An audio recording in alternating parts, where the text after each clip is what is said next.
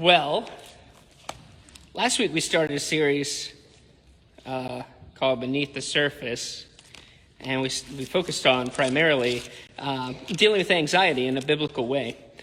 And today, what I'd like to talk about is God's answer to depression.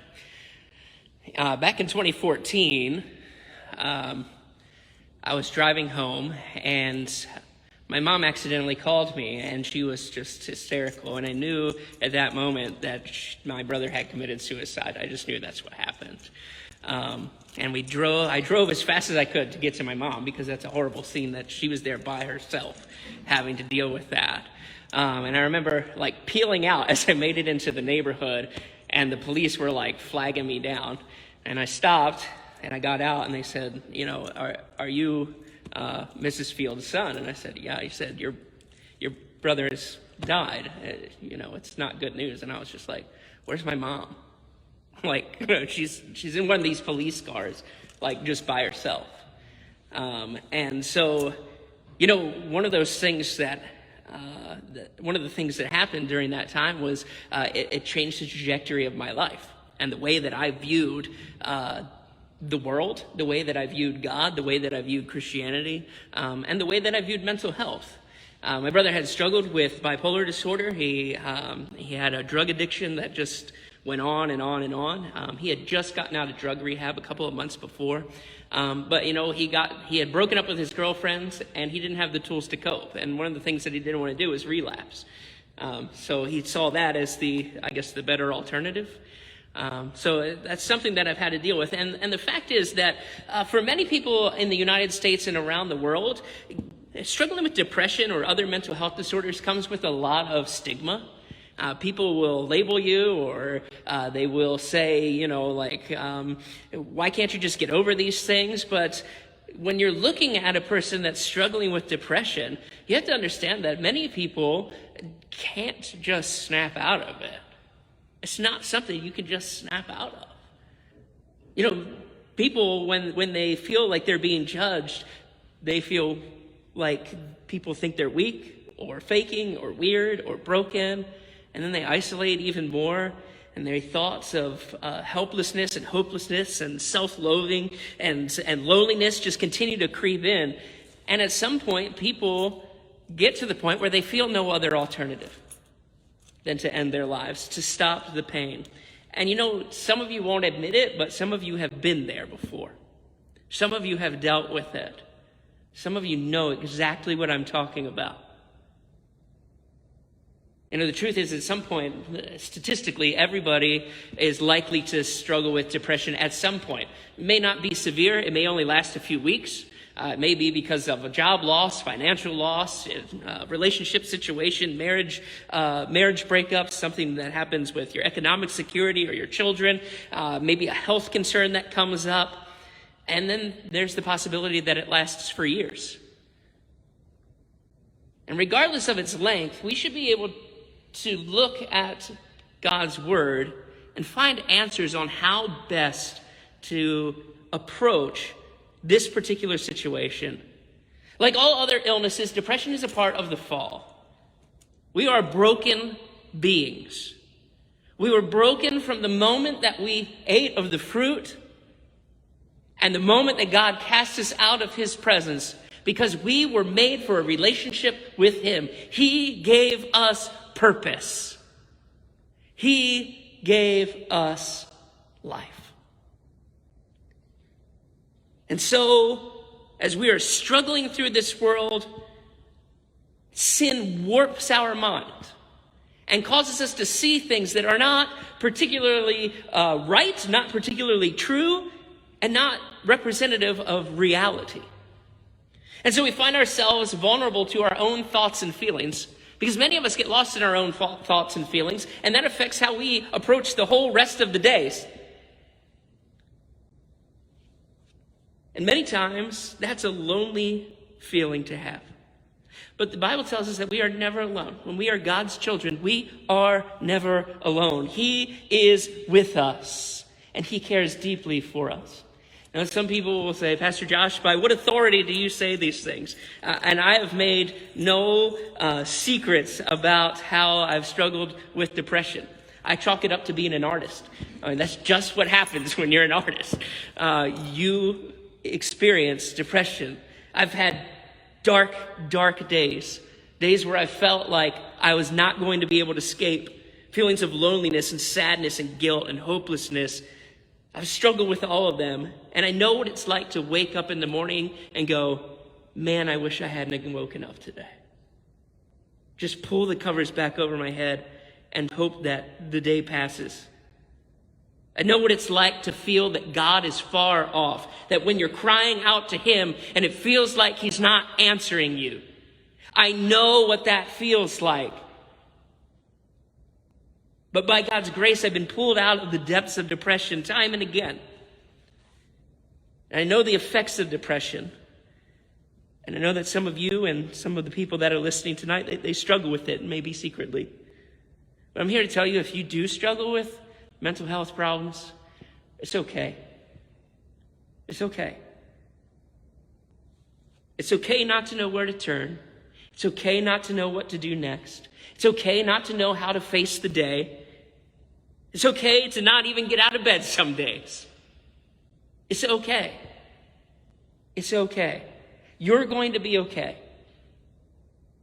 You're not alone in your struggle, even if you feel like you are. And God's promise is that he is with us, and his presence is not predicated upon our thoughts, our feelings, our concerns, our situation. His presence is with us forever. And we can take great solace in that. He is with you because from eternity past, before the foundation of the world, he said, this is my child whom my son is going to die for. And there is nothing that can keep him from pursuing you and loving you and pouring out his grace upon you, no matter what, no matter how you feel about yourself, and no matter how far away you feel he is. So tonight I'm going to give you 3 ways that in depression we can trust God and that he will respond. And we're going to draw it directly out of Scripture because I believe God's word speaks to every circumstance. We need to be willing to look at our worldview as believers and say, how does this apply to my situation? How can I make sense of what I'm in right now? And how does God speak to me during these specific times? So I'm going to invite you to turn with me to 1 Kings chapter 19. We're going to look at verses 1 through 18. Then we're going to talk a little bit about the background of this.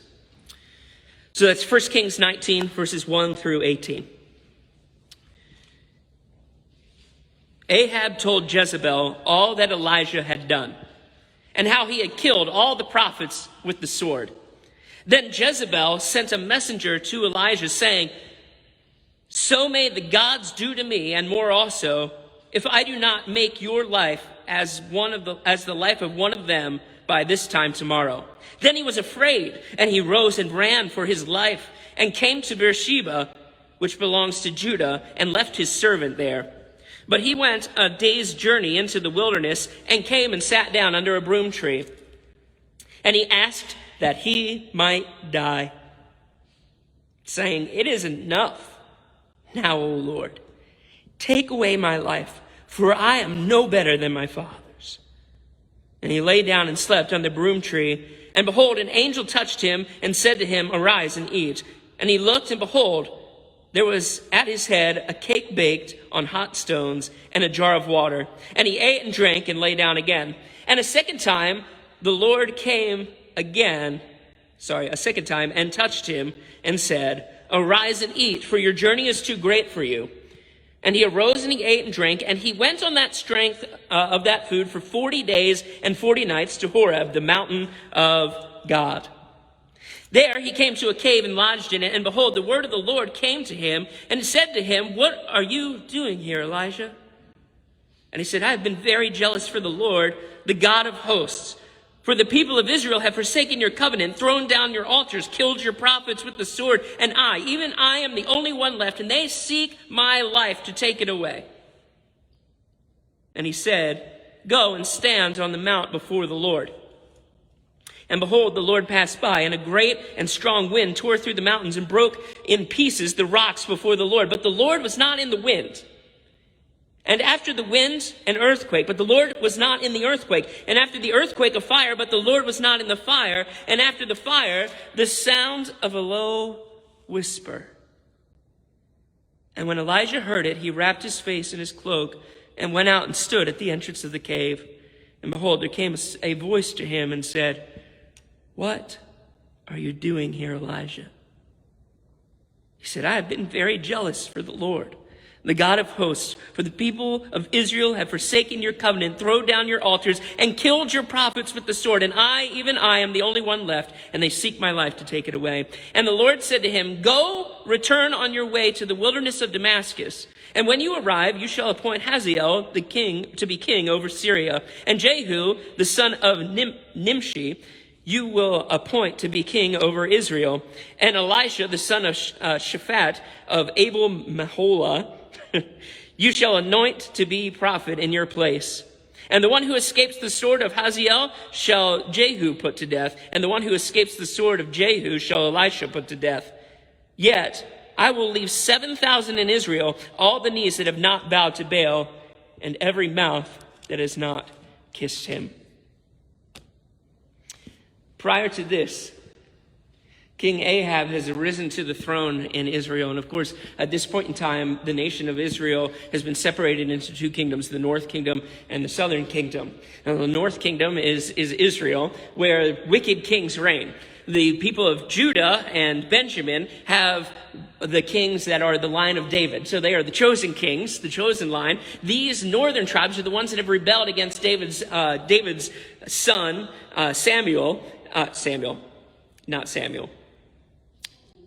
Solomon. Yeah, thank you. I drew a blank there for a second. That was weird. Solomon. So Solomon's, at the end of Solomon's reign, the kingdom divides because of some of the bad decisions that Solomon made. But at this point, Ahab ascends to the throne. Now, Ahab is quite a wicked king. In fact, as he ascends to the throne, he marries a foreign woman against the law of God. He marries Jezebel. And Jezebel is a worshiper of both Asherah and Baal. Now, Asherah is the god of fertility. So probably every guy in Israel was excited about that. And then we have Baal, who is the storm god. Now, Asherah is the goddess of fertility, and so she is represented by a tree or an Asherah pole. And so Ahab goes throughout all of Israel, he destroys the altars of God, and he builds Asherahs throughout the land of Israel for them to worship Asherah and Baal. Now, one of the things that happened during this period of time was that the tale or the myth that goes along with Asherah is that she had a husband named El. And some of the Jews had adopted Asherah and El as a pair of gods because we know God as Elohim. But God makes it extremely clear that there is no God but him in the Old Testament. And so for the Jews to make Asherah a god just like Elohim is for them to rebel against the command of God that they shall worship no other God but him. And so Ahab builds these Asherah poles and causes all of Israel to go out after these gods, the Asherah and the Baals.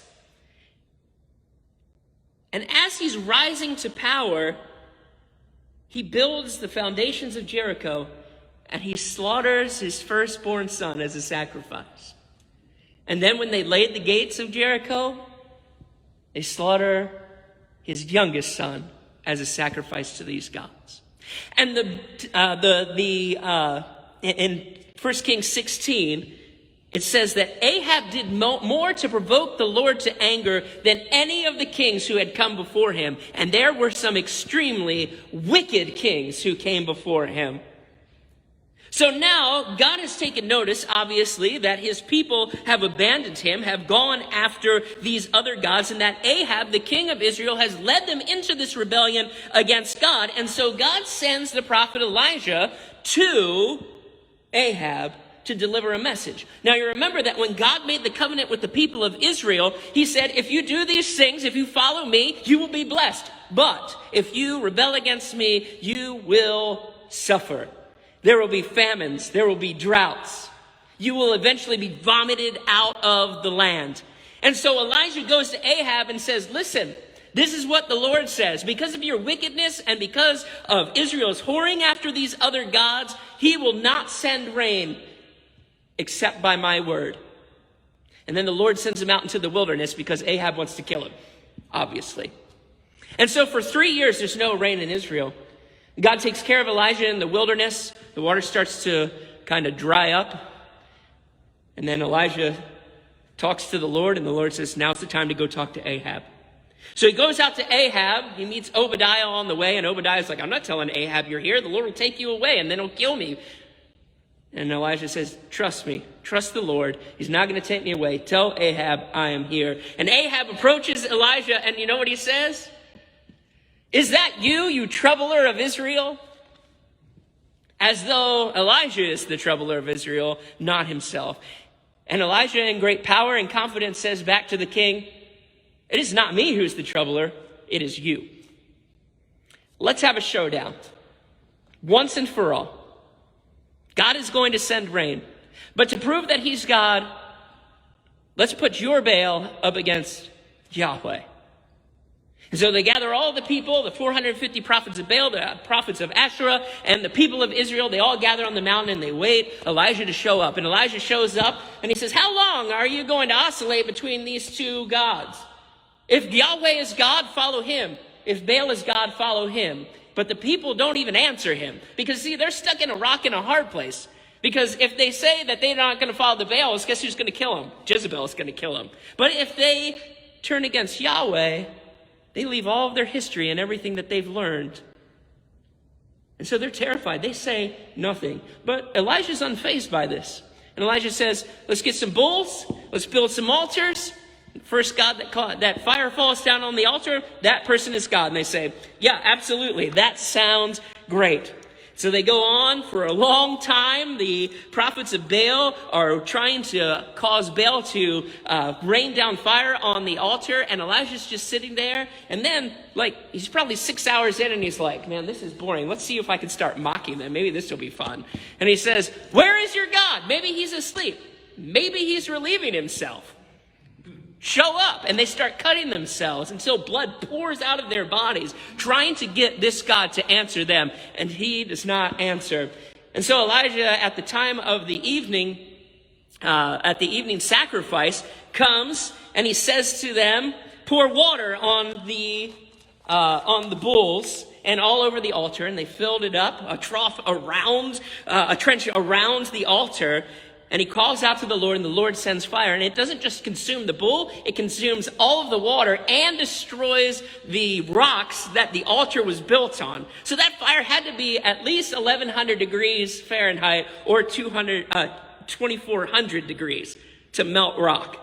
The Lord showed the people that he was God.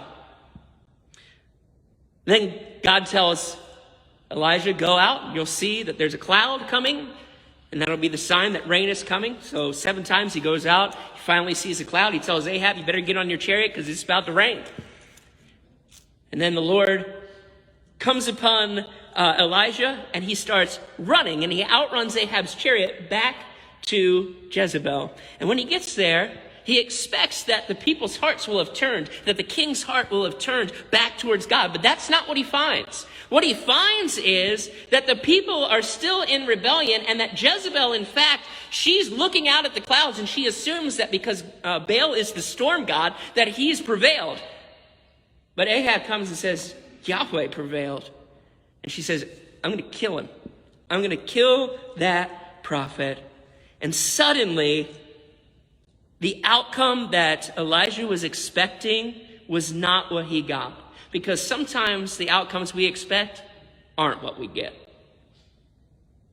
You know, imagine being Elijah, having stood before 450 prophets of Baal against one man. Imagine the emotional stress and the spiritual stress that went into him. And now he finds out that all seems to be lost. that Jezebel is going to kill him. And he's like, I can't do this. I can't do this. I'm out of here. I'm out of here. So Elijah goes to Beersheba in Judah. Then he leaves his servant there. And that's one of the first signs that we see that perhaps something's going on with Elijah. He isolates himself. And he heads into the wilderness. And then he says, he sits down under a broom tree, or basically a shade bush. And he says, God, you know what? I am no better than the people that came before me. You might as well just kill me, because I am a failure.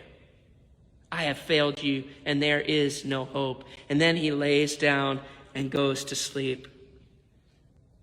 And as he sleeps, something interesting happens. An angel wakes him up and encourages him to eat. And this is where we see the first point. In depression, we can trust that God is going to respond with care.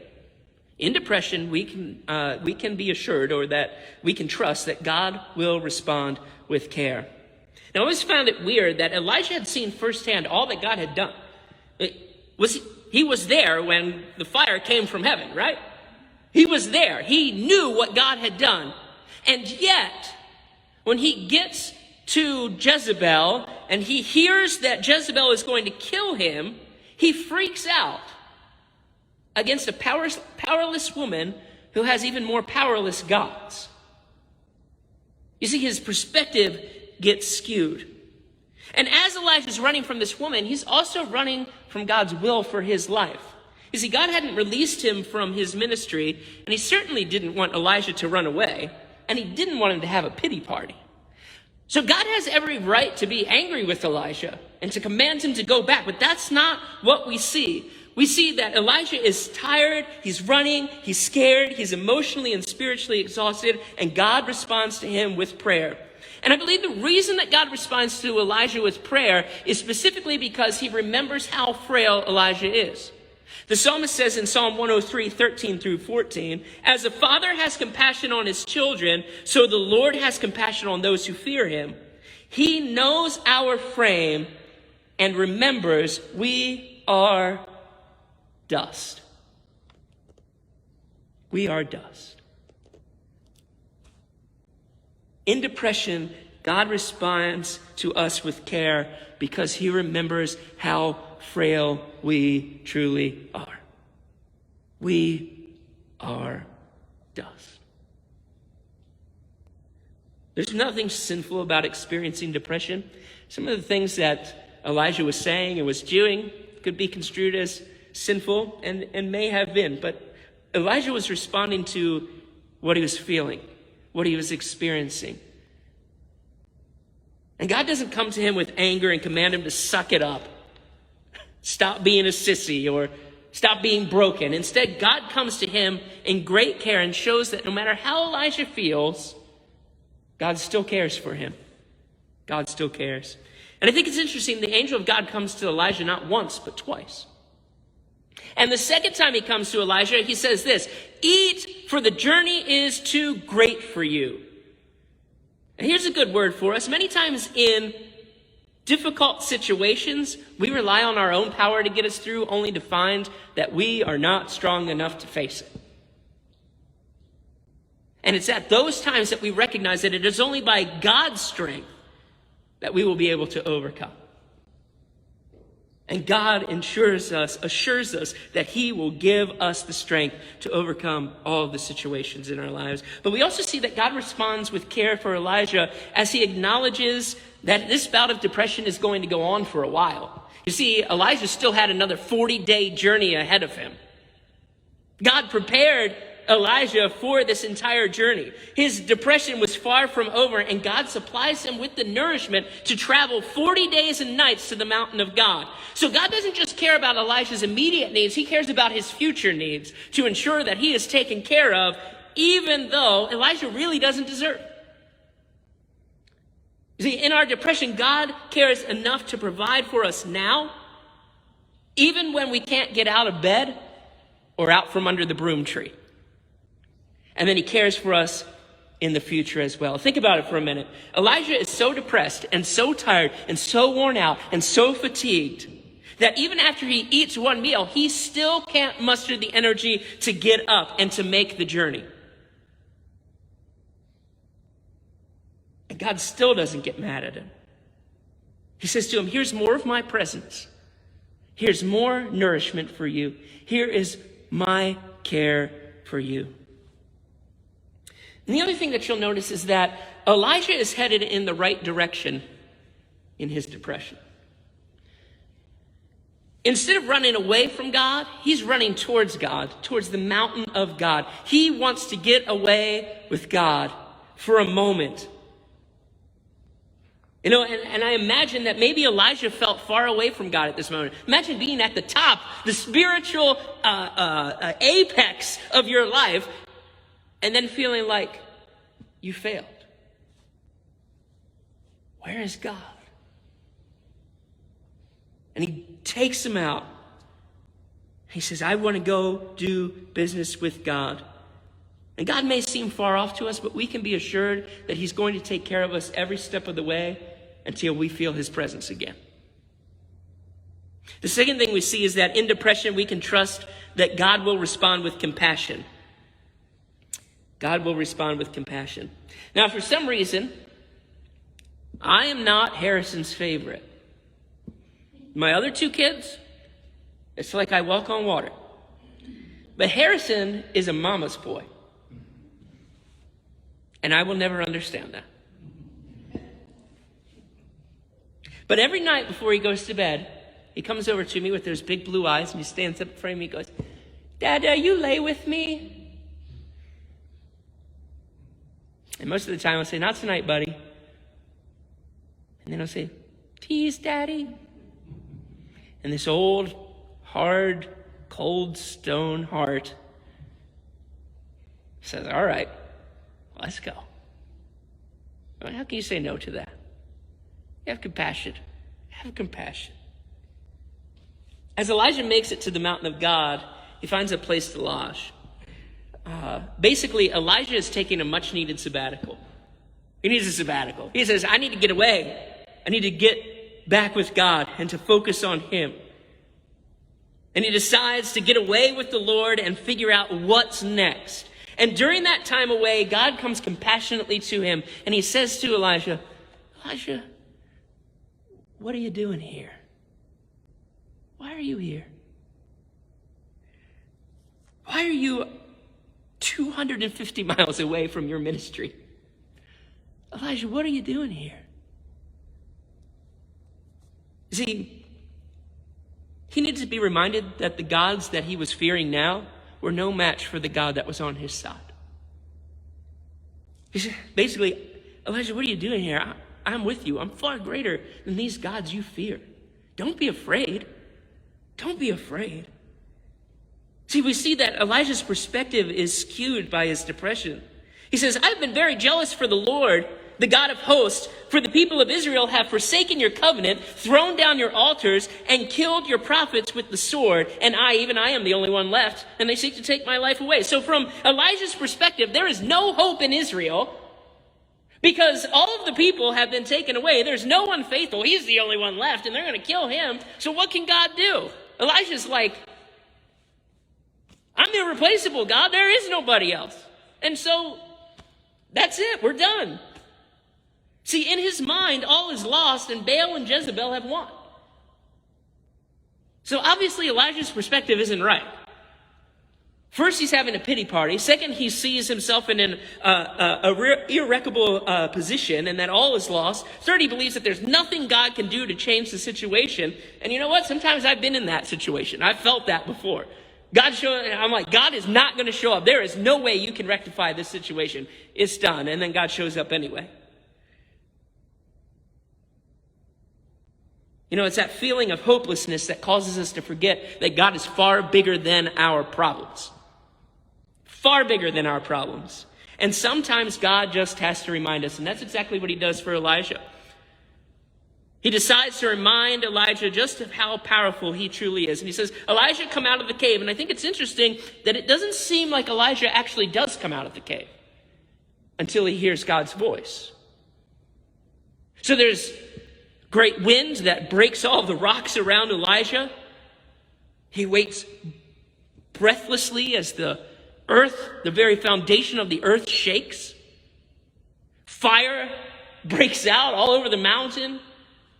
And the Lord is not found in any of those things.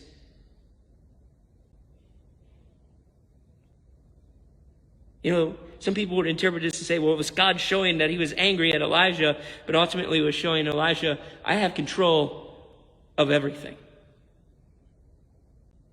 Don't worry. And he says, then he heard a still small voice.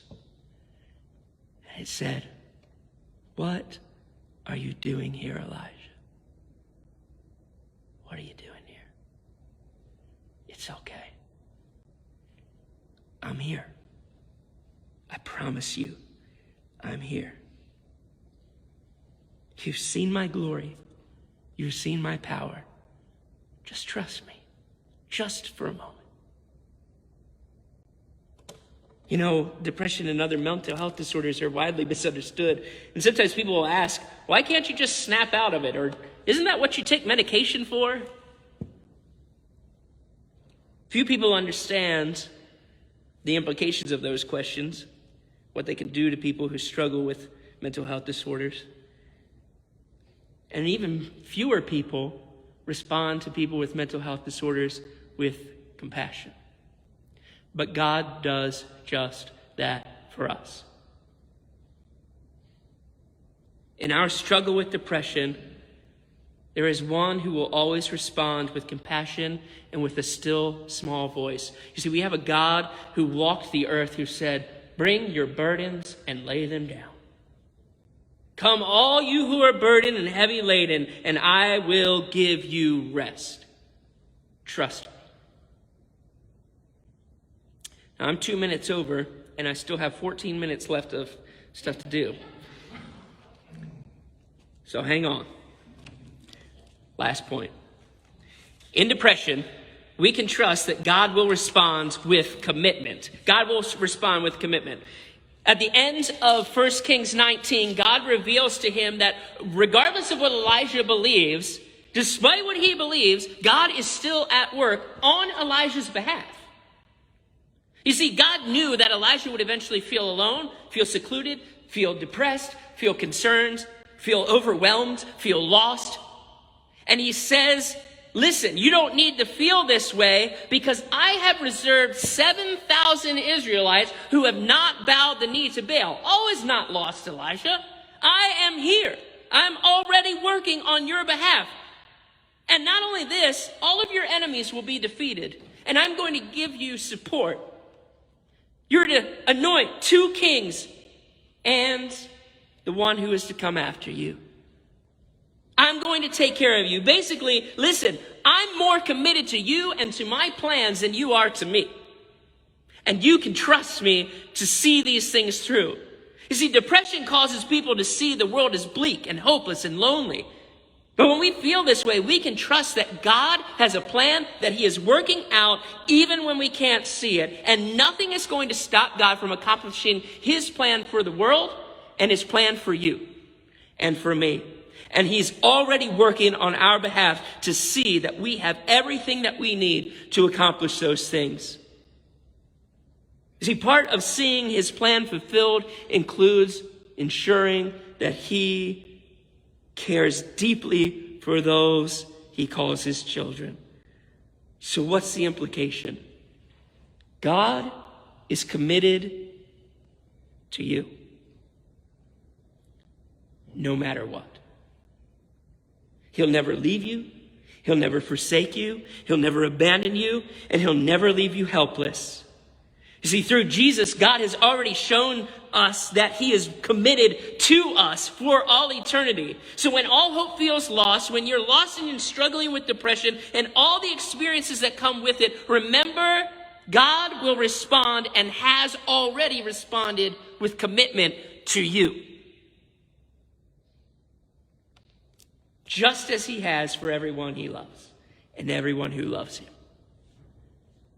His commitment reaches the highest heights and the lowest lows. It knows no boundaries and no limitations. It's unstoppable. It's unshakable. If you're his child, his commitment is as firm as his very character. He is not going to let you down. He is committed to bringing about his will in your life and providing you all of the means to accomplish it, even on your worst days.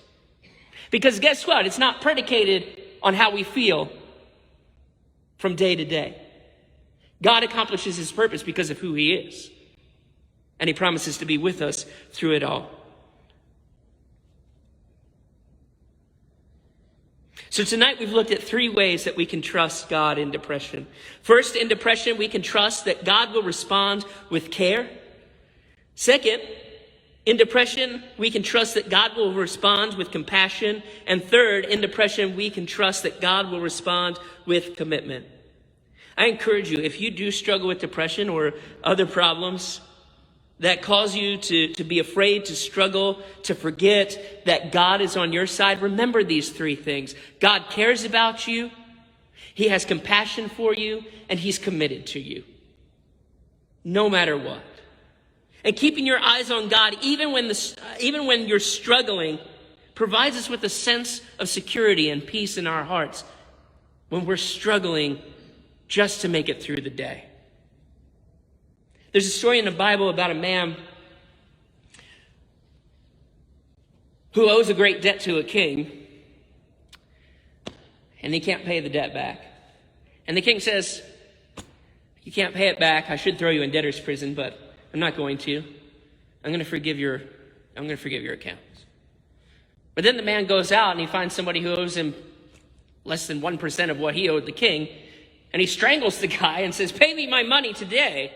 And the man says he can't do it, so he throws him into debtor's prison. But then the king hears about it, right?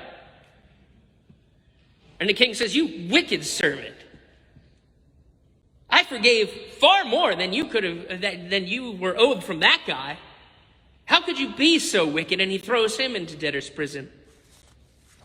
Why do I tell you that story? Because after we come to realize God's care, compassion, and commitment to us, we need to apply it to our lives and to the lives of the people that we run with every single day. We need to represent Christ to those people and represent those characteristics. So we've been given a great gift, knowing that God cares, he comforts, he's committed to us, he has compassion. And now it's our turn to show that to the rest of the world. Because guess what? There are many people in the world who won't respond that way. People need to see Christ through you and through me. And we can do that by applying the lessons that we learned tonight.